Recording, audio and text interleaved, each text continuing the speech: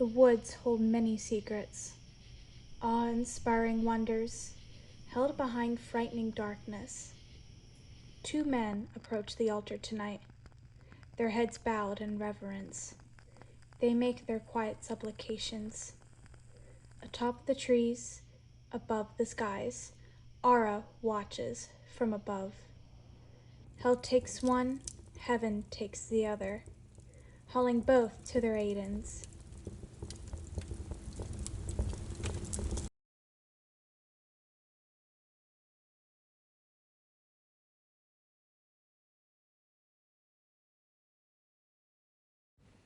The president's house lies just across Stratton.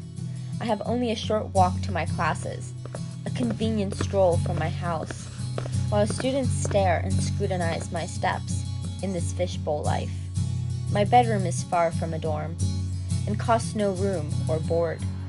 I won't have to miss my parents at college, because they pop into my classes and embarrass me, and still set a curfew for me when I head down to Bears at night. I'm called the first daughter of Kutztown, and I go to my father's parties with the provosts.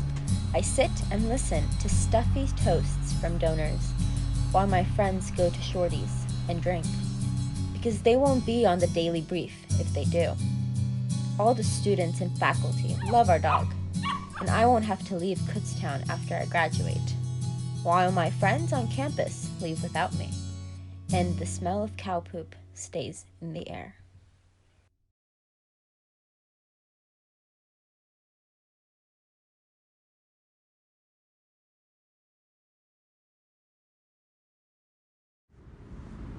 We live on the brink of villainy, limbs beveled from evolution, vying for vices and virtue in edelweiss. The Leviathan dwells in brittle devils, embroiled in ember vibrations, bridge under Dell, the vile levy.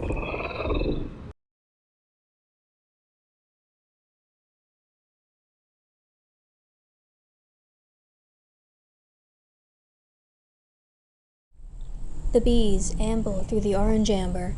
Of the sunny yellow butterflies, one keeps fluttering its wings like broken window shutters in a thunderstorm. The worms which embroider the soil cannot hide, for their tunnels are excavated by the hungry robin. The sun is a spotlight through the branches, illuminating the crystalline ghosts of locusts, ink-splattered moths, green lilies like taffeta gowns, and parasol toadstools. All marks of abuse are present. Stumps of felled trees, cellophane necklaces, yet the forest lives on what it cannot revive, and grows old on it.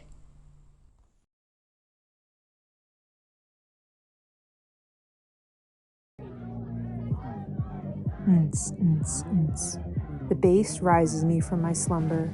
I roll over. The clock says 12:30. I roll my eyes and drift back to sleep. I roll over again. It's now 2 a.m. 3:30. My windows shake in protest. I groan in frustration. Oh, to live in a college town. Fragile like the wing of the night, placed so thoughtfully in the middle of obstruction, a portal to shine of day in shadow of the moon, sitting by the window with a false sense of freedom, almost there. But trapped, heat seeps through. The thickest glass warming freckles on skin. As eyes barely open, day begins to start, and the glass is agape, allowing the flow of the other world to weep into yours.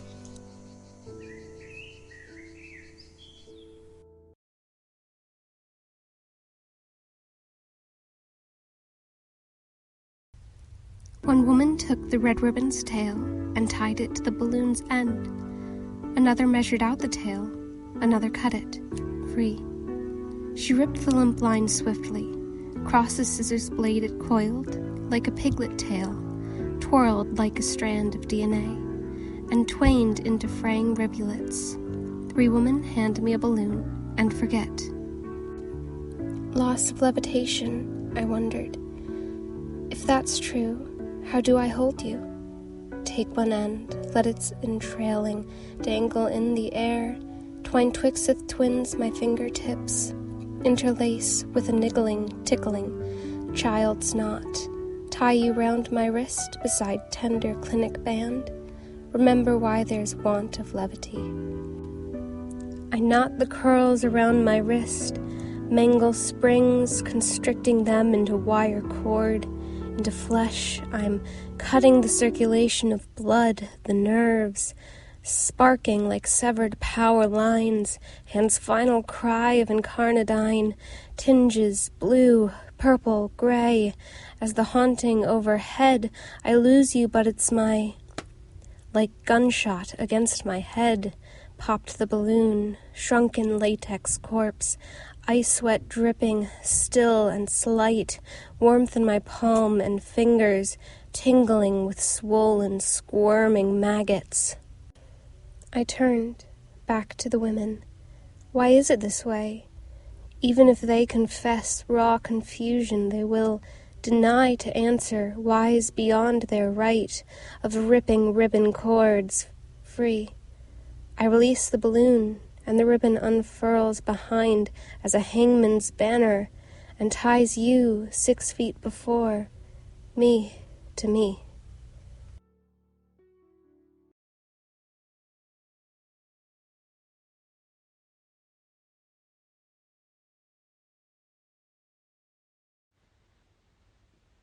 Intertwined by Kylie Frayne. The tips of your fingers trace my palms, drawing hieroglyphs I am unable to decipher. I love the things you hate, the constellations of freckles painting your arms, the birthmark on the upper right quadrant of your chest, the gentleness of your skin. Our hands now mimic the shape of our skeletons, intertwined. Can we push the limits of these atoms, separating our bodies?